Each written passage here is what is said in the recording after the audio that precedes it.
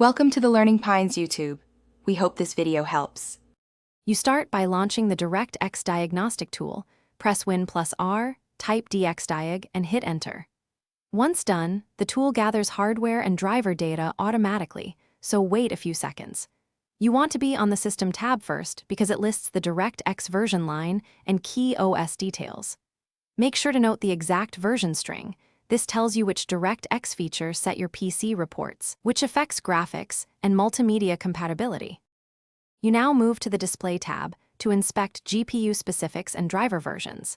This explains why some Directx features may be unavailable. Once on display, check the Feature Levels line to see supported Direct3D feature sets, and verify Direct3D acceleration is enabled so hardware acceleration is active.